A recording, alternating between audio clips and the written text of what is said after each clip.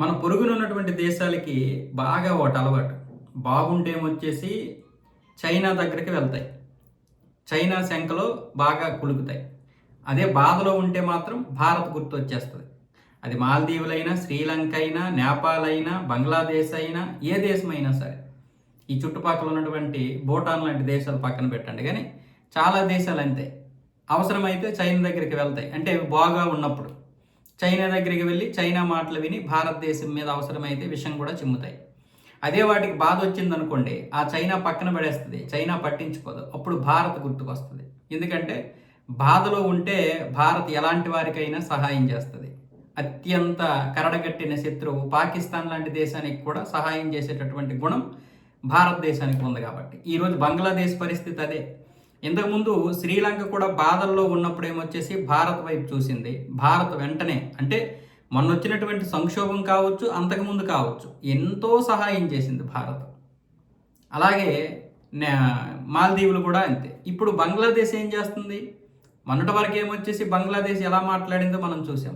ఇప్పుడేమొచ్చేసి current కోతలు వచ్చేసరికి current లేదు, మాకు కొంచెం డీజిల్ ఇవ్వండి, పెట్రోల్ ఇవ్వండి, కరెంటు కూడా ఇవ్వండి, అలాగే అదానికి ఉన్నటువంటి బకాయిల గురించి ఇప్పుడు అడగొద్దని చెప్పండి, దయచేసి మా యొక్క అంధకారాన్ని కొంచెం తొలగించి మాకు వెలుగునివ్వండి అని చెప్పి బంగ్లాదేశ్ ఇప్పుడు అడుగుతోంది. ఇప్పుడు బంగ్లాదేశ్కి ఏమొచ్చేసి 18,000 20,000 మెగావాట్లు కరెంటు కావాలి. కానీ అక్కడ 12,000 మెగావాట్ల కంటే ఎక్కువ లేదు. అందులో 2.5 మెగావాట్లు ఏమొచ్చేసి అందులో 2,600 మెగావాట్లు ఏమొచ్చేసి భారత్ ఇస్తుంది. అందులో ఒక 1,600 మెగావాట్లు అదానీ కంపెనీ సరఫరా చేస్తుంది. అయినా సరే ఆయనకి ఇంకా బకాయిలు చెల్లించలేదు. బకాయిలు చెల్లించకపోగా మహమ్మద్ యూనస్ అతిగా మాట్లాడినటువంటి మాటలు. బహుశా నేను ప్రభుత్వం దిగిపోతాను అనుకున్నాడో, లేకపోతే నన్ను అడిగేవాడు ఎవడు అనుకున్నాడో తెలియదు కానీ, లేకపోతే ప్రజలు తనని భారత్ను తిడితే చాలు మీదెక్కించుకుంటారు అనుకున్నాడో కానీ, ఆ రోజు చేసినటువంటి వ్యాఖ్యలతో అదాని కరెంటు కొన్ని రోజులు ఆపేశాడు.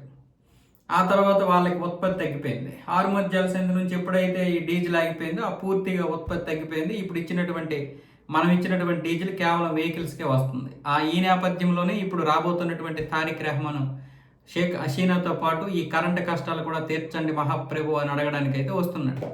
అందుకే అంటున్నాను, చుట్టుపక్కల దేశాలకి బాగా ఉన్నప్పుడు మాత్రం చైనా గుర్తొస్తుంది. చైనాతో వ్యాపారం చేసుకుంటారు.